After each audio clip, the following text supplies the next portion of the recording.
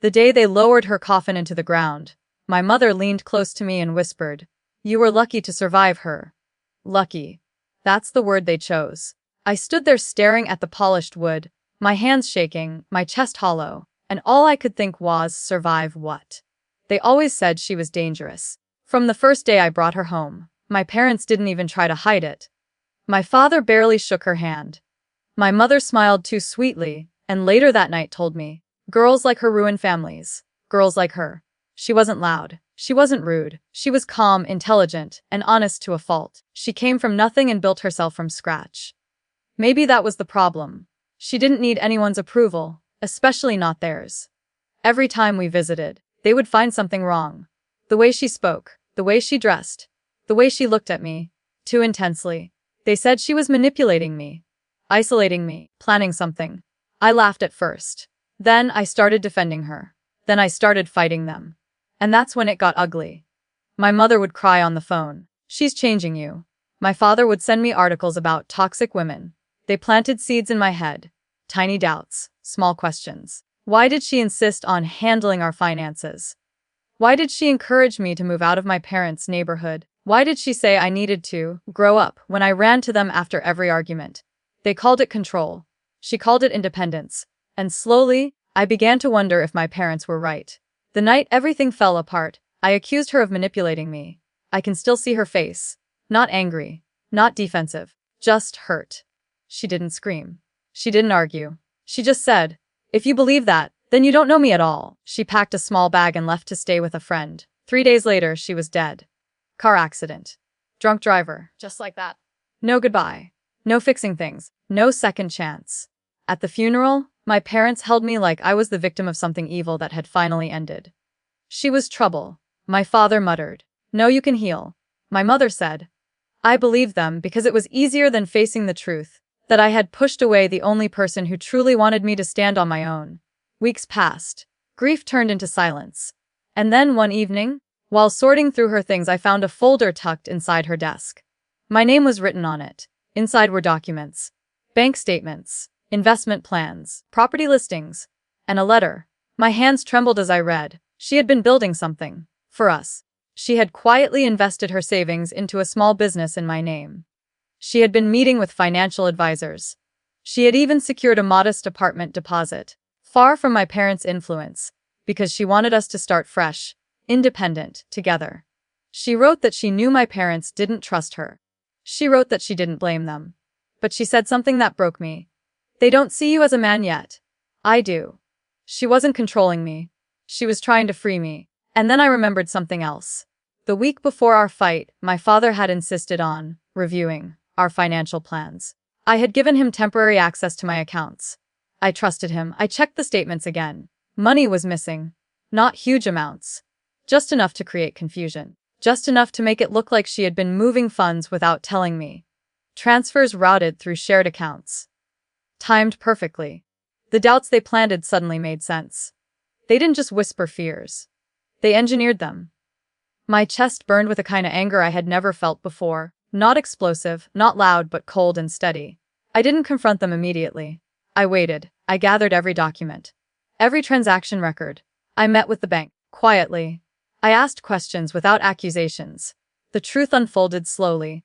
My father had moved money between accounts the night before my big confrontation with her. He knew I would notice. He knew I would blame her. Because they needed her gone. Not dead. Just gone. She threatened their control over me. That was the real danger. So I did what she would have done. I stayed calm. I consulted a lawyer. What my father did wasn't just unethical. It was illegal. Unauthorized transfers. Fraudulent intent. When I finally sat them down at their kitchen table, they expected tears. Maybe gratitude for protecting me. Instead, I placed the documents in front of them. I watched the color drain from my father's face. My mother's hands started shaking. "You said she was dangerous," I told them quietly. "But the only people who manipulated me were sitting in this house." They tried to explain. To justify it. "We were protecting you." No.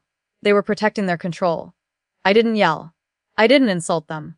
I told them the lawyer would be in touch. And then I walked out. They begged me not to destroy the family. But the family they wanted only worked if I stayed small. The case settled quickly. My father returned the money. There were legal consequences, financial penalties, public embarrassment, the kind they feared most. Relatives started asking questions. The truth spread quietly, just like their lies once had. And I did something else. I finished what she started. I invested in that small business she believed in. I moved into the apartment she had secured. I built the life she wanted for us, even if she wasn't there to see it. I cut contact with my parents. Not out of rage, out of clarity. At her grave, months later, I finally understood what they meant. She was dangerous. Dangerous to manipulation. Dangerous to control. Dangerous to small-minded fear. And for the first time in my life, I wasn't surviving anyone. I was standing on my own. Exactly the way she always knew I could. I didn't cry at her funeral, and that scared me more than her death. Everyone around me was whispering, dabbing their eyes, shaking their heads like they had predicted it all along. My parents stood beside me, calm. Too calm. She was dangerous? My mother murmured again, almost satisfied. You were blind. Blind. I replayed our last argument over and over in my head. The accusation. The way I told her she was manipulating me. The way she didn't defend herself. Just looked at me like I had become someone she didn't recognize. 3 days later, she was gone. And somehow, my parents turned her death into proof. Proof that she was reckless. Proof that she brought chaos. Proof that my life would be stable again. For weeks, I lived in that numb space. I moved back into my parents' house because they insisted I shouldn't be alone. My mother cooked my favorite meals. My father kept talking about rebuilding my future. They spoke about her like she had been a storm that finally passed. But storms don't leave neatly organized files behind. While packing the last of her things from our apartment, I found a notebook I had never seen before. Just a plain black cover. Inside were notes, dates, ideas, plans. My name appeared over and over. Help him detach from dependency. Teach him budgeting discipline. Encourage therapy, he deserves better. It wasn't a scheme. It was care. And then I saw a page that made my stomach drop. His father accessed their joint account today. I need to check what he changed. Date 2 days before our fight. I rushed to check the transaction history again. I had looked before, but this time I looked without emotion, without assumptions, small transfers, reversed payments, subtle alterations. All from the window when I had given my father temporary access because he said he wanted to protect me. Protect me from what? From the woman who was helping me grow up. I didn't confront them right away. That would have been easy, emotional, messy. Instead, I started observing. I watched how my mother smiled whenever I canceled plans with friends. How my father nodded approvingly when I turned down a job offer in another city. How they both relaxed when I spent weekends at home instead of going out. They didn't want me happy. They wanted me dependent. The more I stayed quiet, the more they slipped. One evening, my mother said, she was trying to take you away from us. There it was. Not hurt you. Take you away. That was the crime. I hired a financial consultant without telling them. We dug deeper into the transaction history. There were digital footprints my father hadn't covered well enough. IP logs, authorization timestamps, enough to build a case. But revenge isn't loud, it's patient. I waited until my father boasted at a family gathering about how he saved me from a toxic relationship. I let him talk. I let relatives nod in agreement. Then I asked one simple question. Saved me how?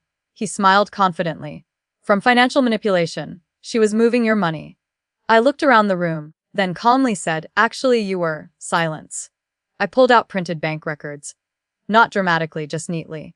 I passed them around like harmless documents. I explained the timestamps, the access logs, the transfers. No yelling, no accusations, just facts. My mother tried to interrupt. This is disrespectful. No, I said quietly. Disrespect is rewriting someone's character after they can't defend themselves. Their faces changed. That confident righteousness dissolved into something smaller. Embarrassment. Relatives started asking questions. Not aggressively, just curious. My father's voice lost its firmness. He tried to say it was a misunderstanding, that he was monitoring activity. Without telling me, I asked. He had no answer. That night, I moved out. No dramatic goodbye. No slammed doors.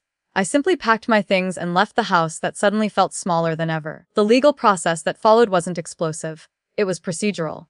Formal notices. Required repayments. Quiet consequences. The real revenge wasn't the legal trouble. It was exposure. For years, my parents had controlled the narrative. They shaped how others saw me, how I saw myself. Now the story shifted. Family members started reaching out privately, apologizing, admitting they had judged her unfairly because of what they were told.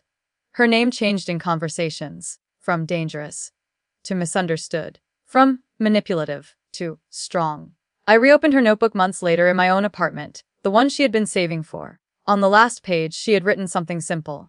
If he ever sees clearly, I hope he forgives himself. That's when I finally cried. Not because I lost her, but because she believed in me even when I didn't deserve it. I finished the plans she started. I invested carefully. I moved forward independently. I stopped asking my parents for advice. Stopped answering daily check-in calls. Stopped playing the obedient son who needed permission. They tried to reconnect. Soft messages. Guilt. We miss you. But distance is powerful. They lost what they feared losing the most: control. And I gained what she tried so hard to give me: clarity. Now when I visit her grave, I don't feel rage anymore. I feel gratitude. They were right about one thing. She was dangerous. Dangerous to manipulation. Dangerous to control. Dangerous to anyone who built love on dependency instead of trust. And in the end, the only people exposed were the ones who warned me about her. I thought the worst pain of my life was watching her coffin disappear into the ground. But the real pain was realizing I helped push her there alone. After the funeral, my parents didn't look heartbroken. They looked relieved. People hugged me whispering, "Stay strong." But my mother kept repeating, "This is what happens when someone lives recklessly." My father nodded like he had won an argument that had been building for years. She was dangerous, they said. And I let that sentence sit in my head like poison. The truth is, she wasn't perfect. She challenged me. She didn't let me hide behind excuses. When I avoided responsibility, she called me out. When I depended too much on my parents, she pushed me to make my own decisions. To them, that was rebellion. To me, at the time, it felt uncomfortable. And discomfort is easy to mislabel as danger. The night we fought, I accused her of trying to separate me from my family. I said she was manipulating my finances. I even questioned her loyalty. She didn't cry. She just stared at me like I had broken something fragile. "I wanted you to grow," she said quietly. "Not to lose you." 3 days later, she was gone. I replayed that sentence every night. "Not to lose you." Then I found the email. It was buried in my inbox, marked unread. Sent the morning of the accident. Subject line: "When you're ready." I opened it with shaking hands. Inside was a detailed breakdown of every financial plan she had been building, transparent, organized, careful. Screenshots of transactions. Notes explaining each step, and one attachment labeled evidence. Evidence of what? When I opened it, my heart dropped. Login alerts from my bank account, locations that weren't mine. Late night access from my parents' IP address. Small transfers routed through secondary accounts. The exact transactions I had confronted her about. She had discovered it. She had proof. And instead of attacking them, instead of humiliating them, she was planning to sit down with me calmly and show me everything. She wanted to clear her name. I never gave her the chance. That realization didn't just hurt, it changed something inside me. I stopped grieving blindly and started thinking clearly. If she had proof, there would be more. I contacted the bank quietly. Requested full login histories. Device IDs. Access timestamps. The manager looked uncomfortable when he confirmed it. Repeated access from my parents' home network. During the weeks they were warning me about her. They didn't just manipulate my thoughts. They staged the evidence. That night, I drove to their house. Not to scream. Not to accuse. Just to look at them. My mother opened the door with that familiar worried expression. "Are you okay? You've been distant." Distant. I stepped inside and sat at the same dining table where they had convinced me she was toxic. "I know," I said calmly. They exchanged glances. "Know what?" I placed my phone on the table and played a screen recording of the login logs. No drama. Just silence. My father tried to speak first. "You don't understand." "No," I interrupted softly. "I finally do." Their justification came quickly. "We were protecting you. She was turning you against us. You were changing." Yes, I was changing. That was the problem. "She wasn't dangerous," I said, my voice steady. "She was helping me become independent. And you couldn't accept that." For the first time in my life, my father didn't have a response ready. I didn't threaten them. I didn't raise my voice. I simply told them that the bank investigation would move forward.